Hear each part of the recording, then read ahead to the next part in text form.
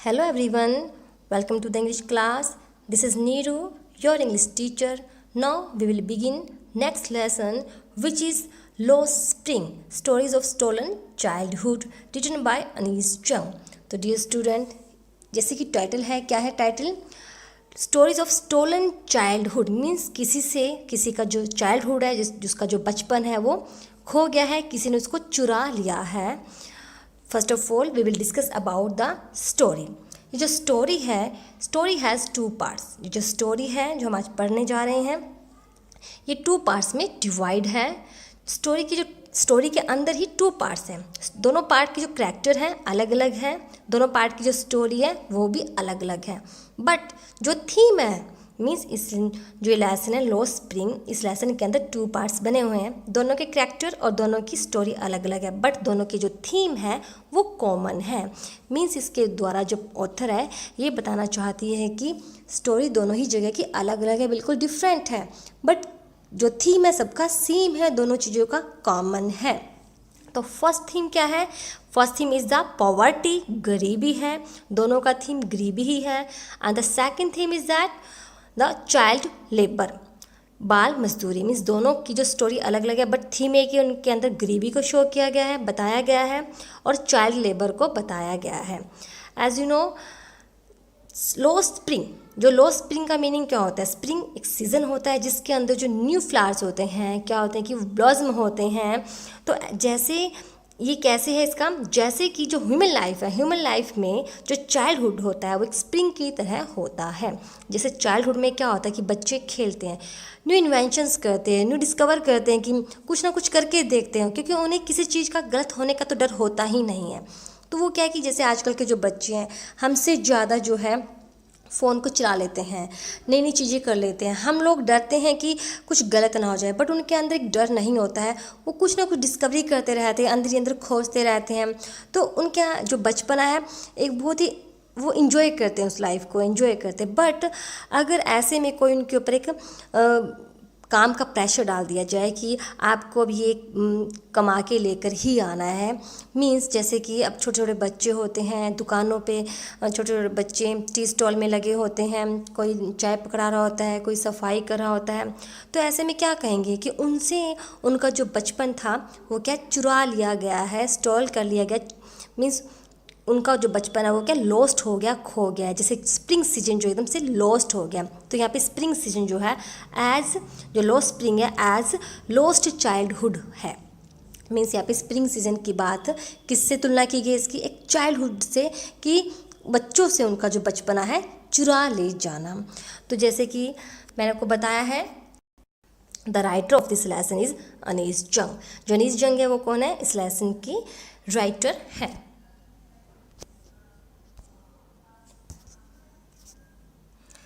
देखिए, Anees Jung is one of the famous writer of India.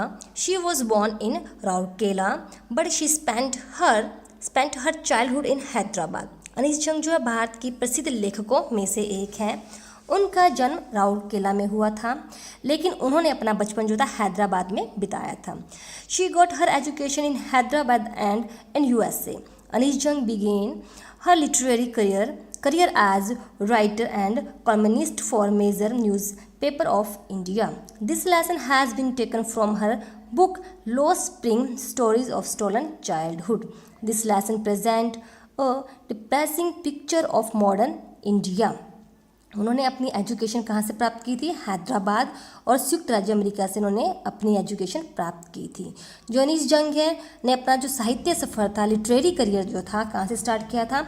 Bharat के एक प्रसिद्ध समाचार पत्रों के लिए एक लेखक और एक स्तंभकार के रूप में उन्होंने शुरू किया था अपना career. This lesson has been taken, ये लेसन कहाँ से लिया गया है? यह पाठ उनकी पुस्तक lost spring stories of stolen childhood में से लिया गया है. ये जो लेसन है क्या प्रेजेंट कर रहा है? ये मॉडर्न इंडिया की, आधुनिक भारत की एक डिप्रेसिंग मीन्स एक विषाद भरी पिक्चर को प्रदर्शन करता है. She gives a realistic description of grinding poverty and pathetic condition of poor and innocent children like Saheb of Seemapuri and Mukesh of Firozabad. जैसे कि मैंने आपको पहले बताया था, जो लेसन है इसमें राइटर ने टू स्टोरी बताई है. तो एक स्टोरी जो है साहेब साहिब के इर्द गिर्द घूमती है, वो स्टोरी का मेन कैरेक्टर है। और दूसरी स्टोरी जो है मुकेश के इर्द गिर्द घूमती है, वो सेकंड स्टोरी का क्या मेन कैरेक्टर है।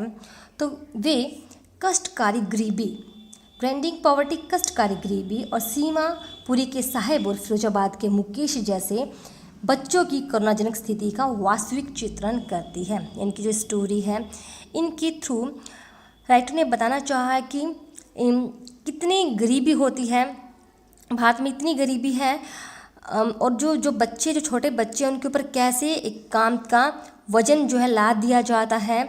उन्हें कहा जाता है कि आपको ये काम, मीन्स उनकी लाइफ में पढ़ाई कुछ भी नहीं होती है, उन्हें पढ़ाई से कोई मतलब नहीं होता है, उन्हें किसी तरह की कोई फैसिलिटी नहीं मिलती है। सिर्फ वो अपना कहता है कि जो उनका काम है, कई बच्चे जो होते हैं जैसे रग पिकिंग का काम करते हैं। हमने कई बार देखा है, छोटे छोटे बच्चे हमारे घरों के बाहर देखते हैं, एक बड़ा सा बैग लेके नंगे पाँव, बेयर फुट, और वो क्या है, क्या कहते हैं, गार्बेज में से स्क्राउचिंग मीन्स होता है कूड़े को ढूंढते हैं, शायद उसमें से कुछ मिल जाए, कुछ काम की चीज़ें मिल जाए। तो ऐसे ही यहाँ पे एक साहिब की स्टोरी है। Sahib is a rag picker in Seemapuri in near Delhi. जो साहिब है सीमापुरी में, दिल्ली के नज़दीक क्या रैग पिकर है, मीन्स कूड़ा कबाड़ इकट्ठा करने वाला है।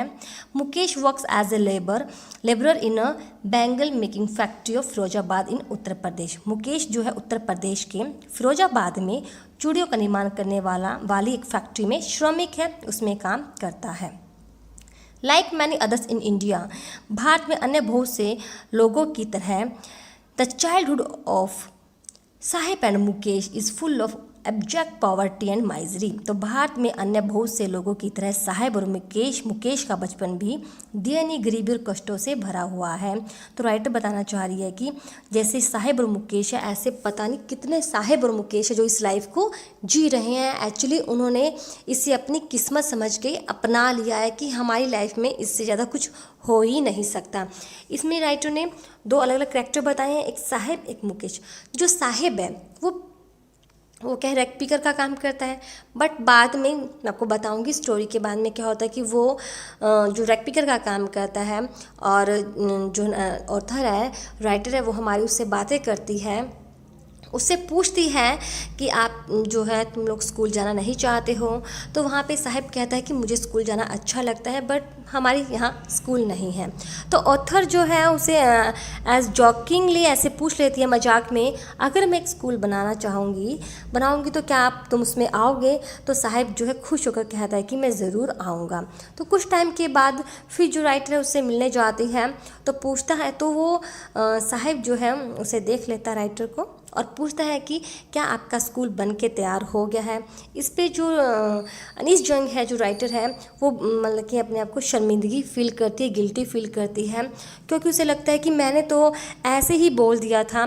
बट वो महसूस करती है कि जैसे मैंने इसे वायदा किया था, प्रॉमिस किया था कि मैं एक स्कूल ज़रूर बनाऊँगी और तुम उसमें आओगे, तो ऐसे पता नहीं कितने वायदे जो हैं हमारी सरकार जो है वो इन गरीब बच्चों से किए जाते हैं। जब वोटिंग टाइम आता है तो गरीबों से बहुत तरह के वायदे किए जाते हैं, और वो एक आस भी लगा लेते हैं कि कभी ना कभी ये जो वायदे हैं, जो प्रॉमिसेस हैं, पूरे होंगे। तो वैसा गिल्टी फील करती है।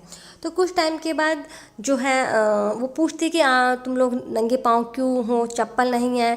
तो वो बताते हैं कि जो नंगे, अगर हमारे पास चप्पल होती भी है तो भी हम बेयरफुट रहते हैं, क्योंकि हमने इसे क्या अपनी एक परंपरा सी मान ली है कि नंगे पाँव हमें रहना है। एक तरह से हमारी परंपरा बन गई है बेयरफुट रहना। तो लेकिन कुछ टाइम बाद फिर जो ऑथर है उससे मिलती है और देखती है कि अब जो पहले जो साहिब था उसके फेस पे एक बेफिक्र सा उसका फेस रहता था। जिस भी टाइम होता था अपने उस बैग को उठाता था और कूड़े को ढूंढने चल पड़ता था। बट उसने देखा कि अब है जो साहिब के कंधे पे प्लास्टिक का बैग ना होते हुए एक अलग टिफ़िन है, और वो देख रही है कि वो उसे दूर से इशारे करके बता रहा है कि अब मैं टी स्टॉल में लग गया हूँ काम करने, और यहाँ पे मेरी 800 जो सैलरी है, मुझे यहाँ पे खाना भी मिलता है। बट जो साहिब है उसने अब क्या है कुछ और सोचना, लाइफ में कुछ और बनने के बारे में उसने सोचना बंद कर दिया, उसने गिव अप कर दिया है। हालांकि वो अपनी इस नई नौकरी से खुश नहीं है, इस नए काम से, बट मजबूरी में उसने इस काम को अपना लिया है, लेकिन वो कुछ और भी करने का इच्छुक नहीं है, उसने गिव अप कर दिया है। जो सेकंड स्टोरी है वो हमारी मुकेश की है। जो मुकेश है वो क्या है कि वो बैंगल मेकिंग का काम करता है, मुकेश। और जो मुकेश है उसका परिवार के चूड़ियों के कारखाने में काम करता है। वह फिरोजाबाद की एक धूल भरी गली में रहता है। ये जो कस्बा है अपनी चूड़ियों के लिए प्रसिद्ध है। ये कहाँ है? ये फिरोजाबाद की एक धूल भरी गली में रहता है। यह भारत के कांच उद्योग का केंद्र है। कस्बे के अन्य जो गरीब है परिवार की भांति मुकेश का परिवार भी कई पीढ़ियों से चूड़ियाँ बनाने का काम कर रहा है। मीन्स उसके परिवार ने भी सोच लिया है कि हमें यही व्यवसाय चुनना है और यहीं पे हमें रहना है, यही हमें मरना है, और आगे जो हमारे बच्चे होंगे वो भी इसी व्यवसाय को अपनाएंगे। लेकिन जो मुकेश है उसकी आंखों में सपने हैं। मीन्स वह चाहता है कि मैं इससे उभर कर कुछ और करूं।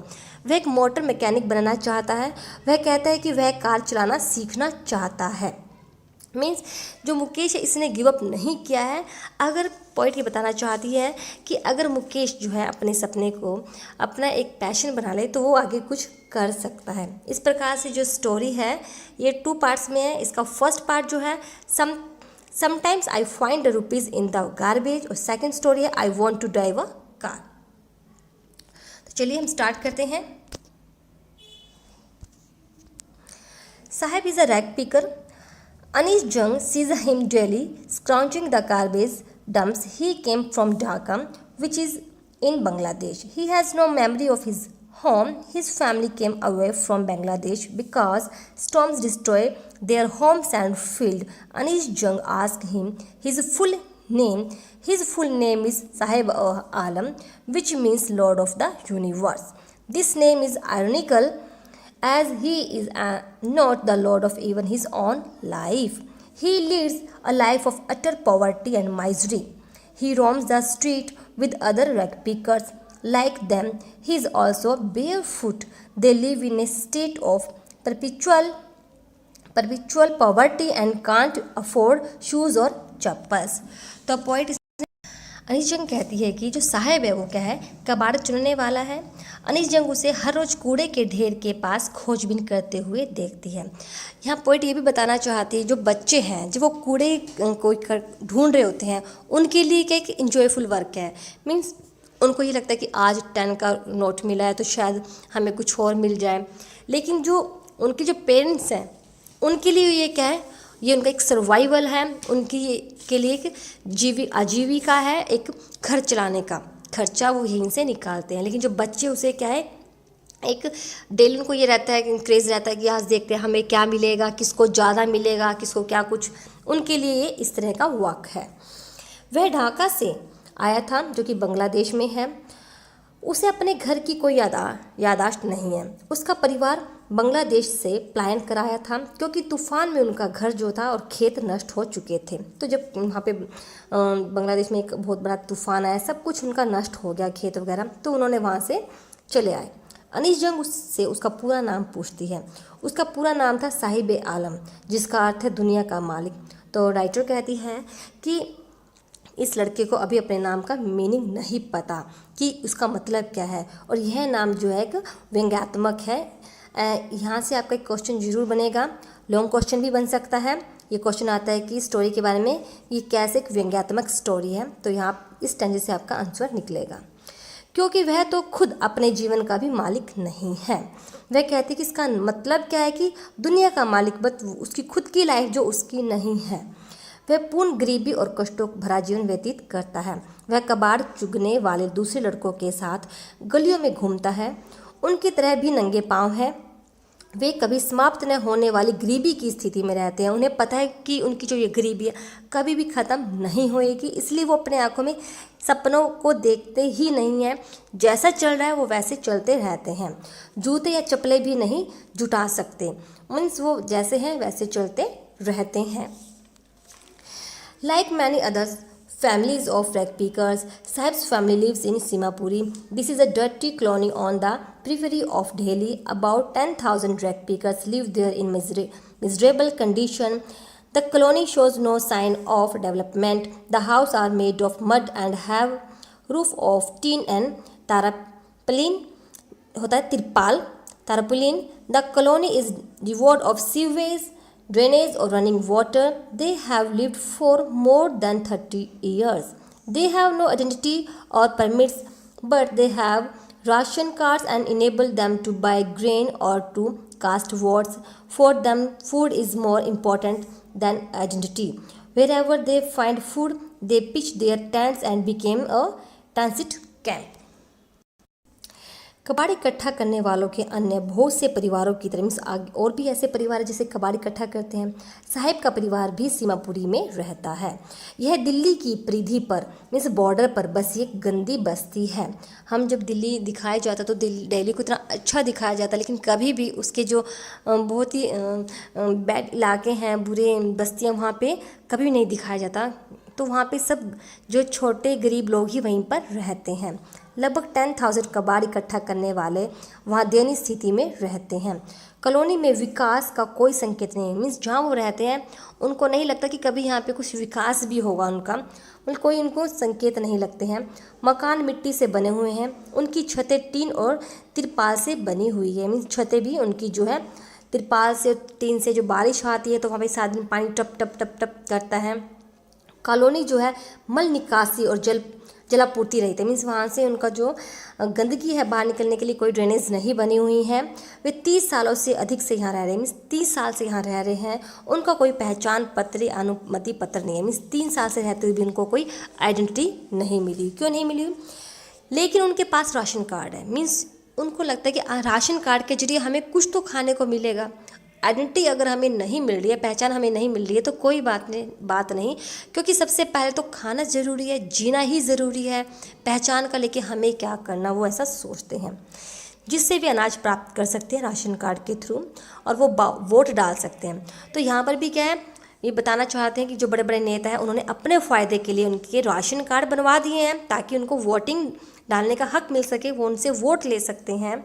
और वोटिंग टाइम में उनके साथ बड़ी उनके साथ वायदे किए जाते हैं। बट 30 साल हो गए, अब तक उनको उनका पहचान पत्र नहीं मिला। उनकी जो बस्तियाँ हैं वहाँ पे किसी भी तरह की कोई इम्प्रूवमेंट नहीं है, ना ही कोई आस है।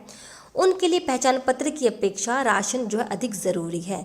जहाँ कहीं भी उन्हें भोजन मिल जाता है वे अपने टेंट जो है गाड़ लेते हैं और एक अस्थायी जो कैंप है बना लेते हैं। One morning the writer sees Saheb standing by the fenced gate of a club.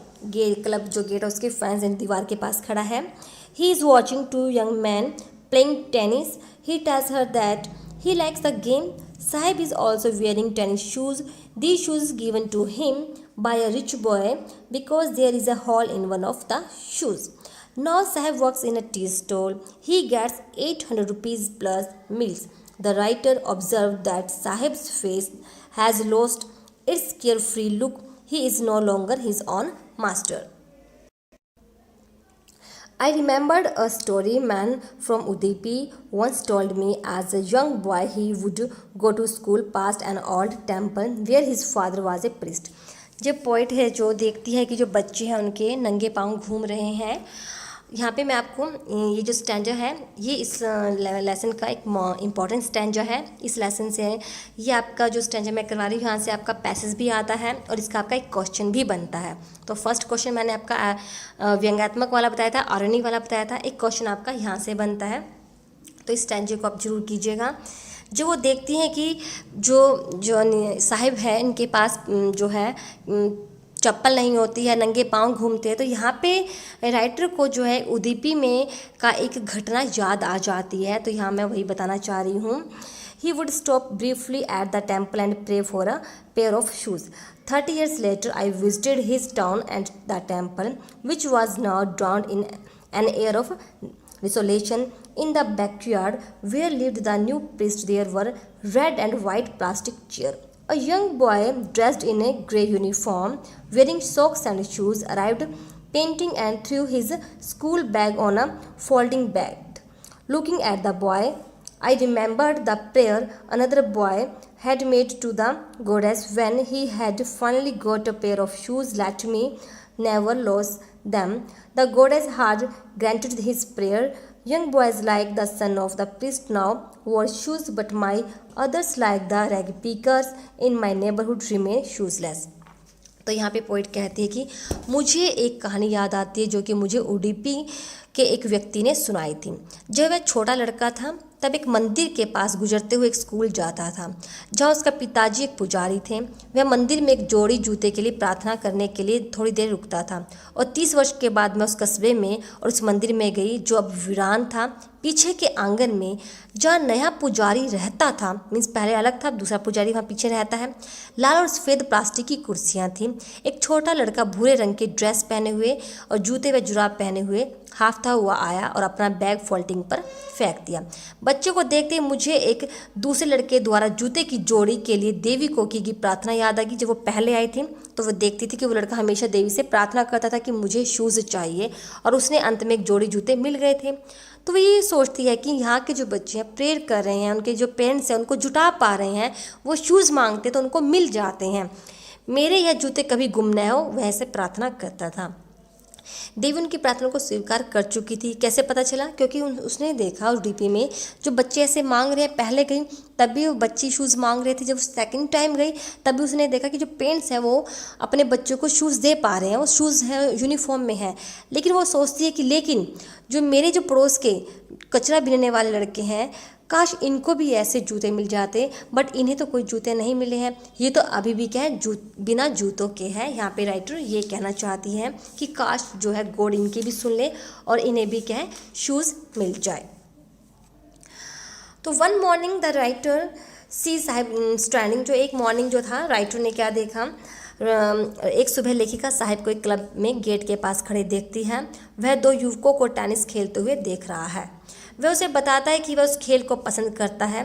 Sahib ने भी टेनिस के जूते पहन रखे थे। मीन्स उसके बाद जब साहिब को राइटर ने क्या देखा, एक दिन वो एक टेनिस के अंदर कुछ बच्चे क्लब में टेनिस खेल रहे थे और वहाँ पे साहिब जो था खड़ा हुआ था दीवार के पास और चुपके चुपके उन्हें देख रहा था। तो साहिब को खेल पसंद आ रहा था, देख रहा था, बट साहिब जो है कभी भी उस गेम को नहीं खेल सकता, वो उनसे परे की बात थी। साहिब ने टेनिस के जूते पहन रखे थे। कहाँ से पहने? उसको एक अमीर लड़के के द्वारा दिए गए थे, क्योंकि एक जूते में सुराख हो गया था। किस साहिब के तो के पास इतना उनके पास पैसा नहीं कि वो टेनिस के शूज़ खरीदे, बट उसमें एक होल था तो एक रिच लड़के ने उसको दे दिए थे। अब साहिब एक चाय की दुकान पर काम करता है। मीन्स कुछ समय के बाद जब पोइट गई तो उसने देखा साहिब एक दुकान पर काम करता है। उसे भोजन के साथ 800 रुपये मिलते हैं। लेखिका देखती है कि साहिब के चेहरे के चिंता मुक्त भाव खो गए हैं। अब वह अपनी मर्जी का मालिक नहीं रहा है। मीन्स वो ऐसा कहती है कि अब जो है अपनी मालिक नहीं रहा, उसको जिस टाइम पे बुलाएंगे उस टाइम पे उसको जाना होगा। तो डियर स्टूडेंट, यहाँ मैं आपको हाफ लेसन पढ़ा रही हूँ। मीन्स एक पार्ट पढ़ाया है मैंने आपको साहिब के बारे में। इसके जो मेन पॉइंट है जहाँ से इसके क्वेश्चन निकलते हैं और पैसेज जो आपके एग्जाम में आता है वो मैंने आपको बताए हैं।